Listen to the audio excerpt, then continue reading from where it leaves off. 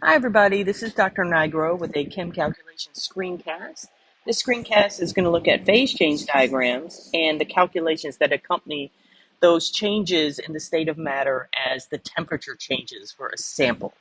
All right, so this idea of phase change is going to deal with those states of matter and the energy involved. All right. All right. So in particular, it's going to describe the energy that can be absorbed or released by that sample as the temperature changes. All right, and it's not always going to be changing. We'll see that in a minute. There are some examples where it's not moving. All right, so let's start by drawing a simple phase change diagram. All right, now all of your diagrams are going to have very similar pieces to them. The one difference is if it's heating, you're going to go from a lower temperature to a higher temperature. If it's cooling, you're going to go from a high temperature to a low temperature. You can still use the same diagram. You just read it backwards. That's it. All right, so we start at some particular temperature. Oh, wait, let me do my axes. This is temperature, degrees Celsius. All right, and this is going to be energy down on the X. We'll put it in kilojoules, but it could be in joules. It just kind of depends. All right, so what you're going to see first is an increase in temperature and then a flat portion followed by a second increase in temperature, a second flat portion, and then ending with another increase in temperature. All right, so you can see that the diagram itself is split into these sloped portions and these flat portions, and something very different is happening at each of these types of change. All right, so initially, when we're at very low temperatures, we have a solid. All right, when the solid reaches a particular temperature, which is equal to where the flat portion starts, all right, that solid converts into the liquid phase. All right, the temperature at which a solid goes from solid to liquid is the melting point. All right, so if you have a diagram with a filled in y-axis, you can determine what the melting point is of that particular substance. All right, once the substance is fully liquefied, all right, the temperature begins to rise again. We have the liquid state present until we reach a second temperature. All right, at that temperature, the liquid begins to convert into the gas phase. All right, and the temperature at which that happens is your boiling point. All right, once that liquid is fully converted into a gas, the temperature will rise again and you will have particles in the gas phase. All right, so you can see that we've got one state in the slope portions and a conversion between states in the flat portions. All right, so what's going on in terms of energy? All right, so if we think about the sloped portions, all right, you'll note that all of them have temperature change occurring. All right, so we're going from one temperature to another as we go through this sloped portion. All right, so in that case, the energy that's being absorbed or released is being used to change the kinetic energy of those particles. All right, so those particles are either, if they're absorbing energy, going to use that energy to speed up and start moving faster and faster and faster. If they're releasing that energy when they're cooling, then they're going to use it to slow, they're going to not use it, they're going to release that energy and then they will begin to slow down. All right, so the energy is either absorbed and used to increase the change in kinetic energy, or it's being released and the kinetic energy will decrease. All right, so to measure that amount of energy, Q is going to be equal to the mass of the substance times the specific heat of that substance, and this is going to depend on the state of matter times the change in temperature. All right, so this is state dependent. All right, so if you're down in this lower portion where you're a solid, you need to use the specific heat of the solid state. If you're up at the top where it's a gas, you need to use the specific heat of the gas state. All right, these are going to be different. All right, so do not make an assumption that it's always going to be the same value there. Okay. All right. Now, what about the flat portions? All right, so here we have no change in temperature. All right, so we're going to need a different formula, first of all, but the energy is also being used differently here. So here the energy is used to break or form intermolecular forces. All right, and that's going to allow us to undergo a phase change. Okay, if you're going from a more ordered to a less ordered state, so a solid to a liquid, then the energy is going to be absorbed and used to break intermolecular forces. All right. If you're going from a more disordered to a more ordered state of matter, let's say we're going from a gas to a liquid, then that energy is going to be released and intermolecular forces are going to be formed. Okay. So how do we know what that energy value is going to be? Well, here Q is equal to mass again, but this time it's equal to the enthalpy change of that particular phase change. That's why we put the X there. So this is phase change dependent. All right. So for example, let's say we're going from a solid to a liquid. All right. When we do that, we need to find the enthalpy change of fusion, is what it's called. Okay. When we go from a liquid to a gas phase, we need to find the enthalpy change of vaporization. Oops. Okay. Now, what if we're going in the other direction? What if we're cooling? So let's say we go from a gas to a liquid. All right. We call that the enthalpy change of condensation. And if we're going from a liquid to a solid, that is the enthalpy change of solidification. All right. Now, when we get into a problem, we'll look at these, but just as a, preview, the enthalpy change of vaporization is equal to the inverse sign of the enthalpy change of condensation. All right. Same thing for fusion. The enthalpy change of fusion is equal to the negative enthalpy change of solidification. All right, so those two values are going to be numerically equal but opposing in sign. All right, which makes sense because if you're going up and heating, right, then we're absorbing energy, right? So everything should be endothermic, positive signs all over the place. All right, if you're coming down and cooling, we're releasing energy as part of that process, so everything is going to be negative. All right, so when you're working problems, if you're cooling, but all they give you is the enthalpy change of vaporization, it's fine. Keep the same number, change the sign, and continue on with your calculation. Okay, all right, so we're going to try one of these. Down below, I have a problem.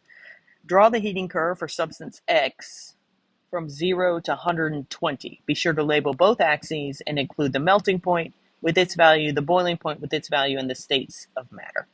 All right, so we are heating. So I'm going to draw... Oh. Hold on, I'm going to have to... Sometimes my problem disappears. All right, so let's start with our axes. All right, so up here we're going to have temperature, and this is in degrees Celsius. Over here we're going to have energy. All right, and looking, we're going to keep that in joules. All right, so generally speaking, all right, we need to know a couple points of information. We need the melting point and boiling point, which we've been given, and we need to know the temperature where we're going to start. We're going to start at 0, so this is 0. All right, now I'm going to increase until I reach the boiling point. So I'm going to stop my slope when I'm at 22 degrees Celsius. Now, this is not to scale. I'm just sketching it. All right, then I'm going to undergo a phase change. Then I'm going to increase again until I reach the boiling point, which is listed at 90 degrees Celsius for this substance. Then I'm going to undergo another phase change. And then, because the problem tells me that we're going beyond 90 degrees, I'm going to draw another slope portion, and we're going to end this at 120 degrees Celsius. All right, so here's the general shape. All right, now if I had an actual graph paper, I could map it out much more accurately, but based on what I have here, this is the best I'm going to do. All right, so for my phases, here's my solid, here's my liquid, and here's my gas, and this will be my, solid to liquid change and my liquid to gas change. All right, so that is what my heating curve is going to look like for this particular problem. All right, so part B wants me to determine how much energy will be required to raise the temperature of 25 grams of substance X from 10 degrees to 90 degrees in the gas phase. And that's important because that's going to tell me where to end. All right, so let's map this out in a slightly different color. All right, so I'm going to start at 10 degrees. So I'm going to be below the 22 degree melting point, and then I'm going to end at 90 degrees in the gas phase. So I'm going to end right here. So I'm going to have 1, 2, 3, 4 different calculations that I'm going to need to do. 1, 2, 3, 4. All right. In the end, the total energy is going to be equal to the sum of those energy values for those 4 pieces of the curve. All right, so I always label mine Q1 is going to match 1. Now that's a slope portion, so it's going to be the mass of my substance times the specific heat, and we are still in the solid phase, times my temperature change. Okay, so let's see. We got 25 grams. All right, if I look at the information given, the specific heat of the solid is 2.3 joules Celsius. And then my delta T is final minus initial. All right, so the final is my melting point, 22 degrees, minus my initial point, which is 10. All right, multiply that out. And that, to make that portion, I'm going to need to absorb 690 joules worth of energy. Okay, so that 690 joules is absorbed by my substance, and it uses that energy to increase its kinetic energy, which we observe through that temperature change. All right, so that's the first one. Now the second piece is a flat piece, so I'm undergoing a phase change here, which means the energy that's being absorbed is being used to disrupt intermolecular forces. So I need a different formula. The mass times the change in enthalpy due to fusion. Okay, so this is going to be 25 degrees. I go look at delta HF, 740 joules per gram, multiply that out, and it's going to cost 18,500 joules. All right, so you can see that that phase change energy requirement is much higher than the temperature change one. All right, and that's going to be the case. If you want to disrupt those intermolecular forces, it's going to cost you more energy. All right, let's go over to Q3. So we look at that third piece. Again, a temperature change is happening.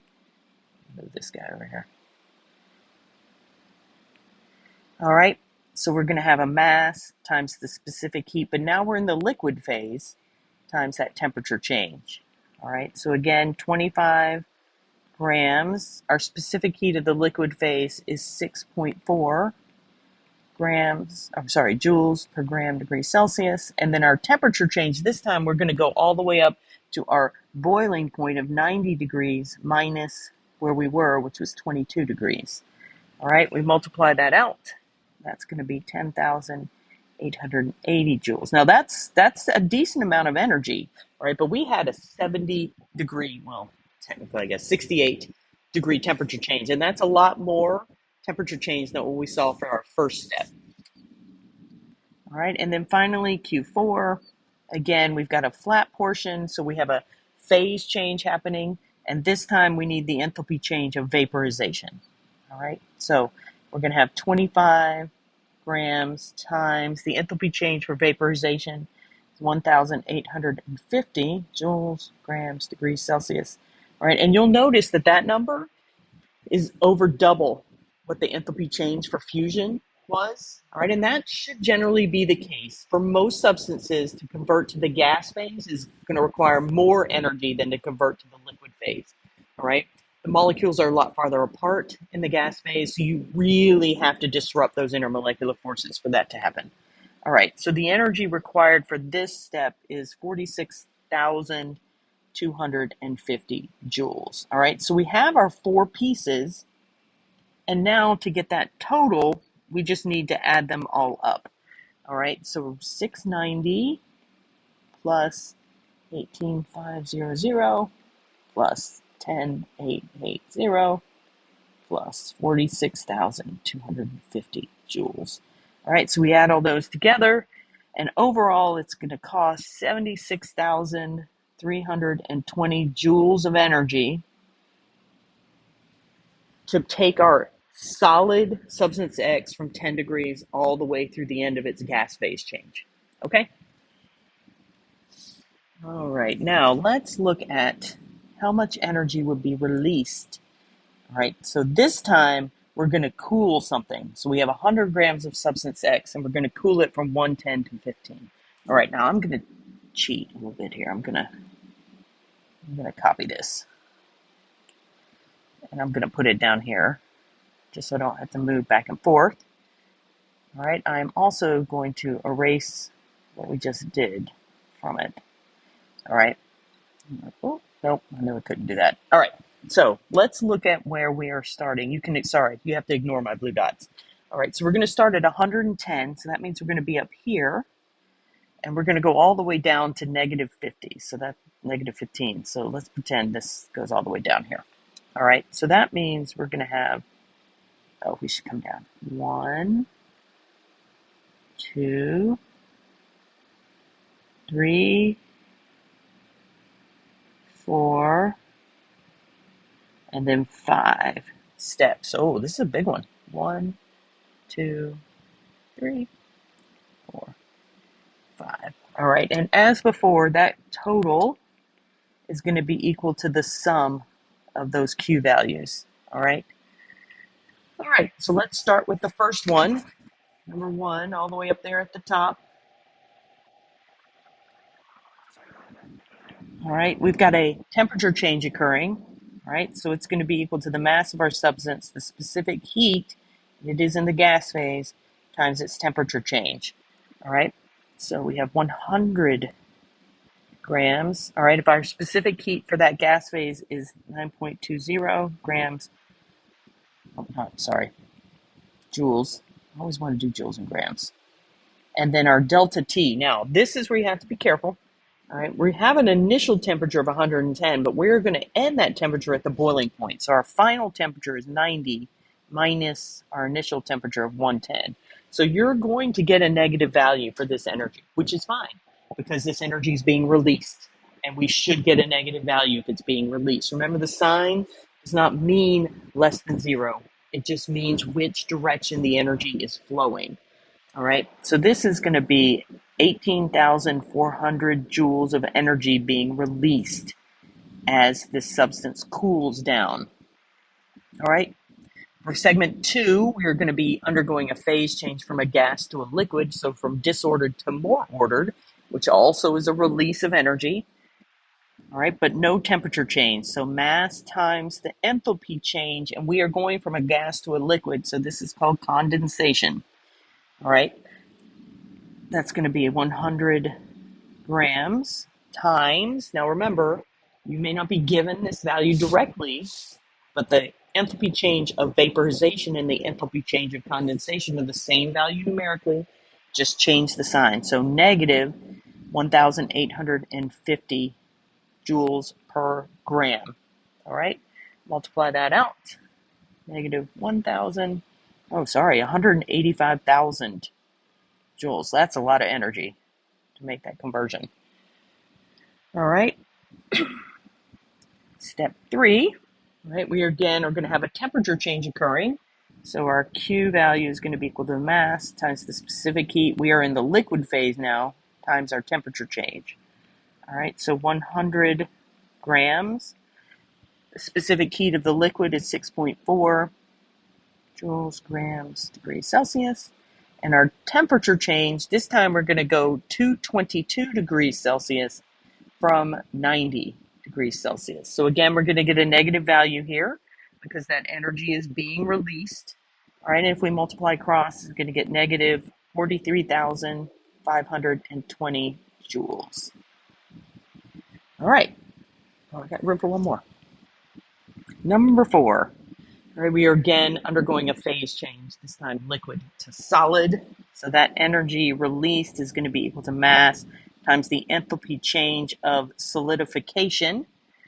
All right, so we have 100 grams. And remember, the enthalpy change of solidification is numerically the same as the enthalpy change of fusion. You just need to change the sign. All right, so we're going to put in a negative 740 joules per gram here.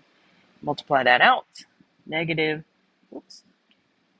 74,000 joules. All right, so we've got 4 of them done. Finish it up with 5. All right, so 5 is going to be another temperature change segment. All right, so the mass times the specific heat of the solid, times the temperature change. All right, so again, 100 degrees Celsius. Oh my goodness, I'm sorry. 100 grams. All right, the specific heat of the solid is 2.3 joules, grams, degrees Celsius. And our delta T, I'm going to put it under here because I'm running out of room, is going to be negative 15 degrees Celsius minus our 22 degrees Celsius. All right, so we multiply that out. Negative 8,510 joules. All right, so we have all of our values, so we can calculate the total amount of energy that's going to be released by this process. So negative 18,400 plus negative 185,000 plus negative 43,520 plus negative 74,000 plus negative 8,510. All right, so we add all of those together, and as 100 grams of the substance moves from 110 degrees all the way down to negative 15 degrees, 329,430 joules of energy are going to be released. Okay? All right, so hopefully you understand what the heating or cooling curve is telling us in terms of what the slope portions mean versus the flat. You also should understand what the formulas are and which formulas apply to which segments of that curve. All right. Again, make sure that if you are heating, everything should be positive. Delta T should be positive. Your enthalpy changes should be positive because all that energy is being absorbed by your substance. If you're cooling, your delta T should be negative. Your enthalpy changes should be negative because all of that energy is being released by the substance as it cools.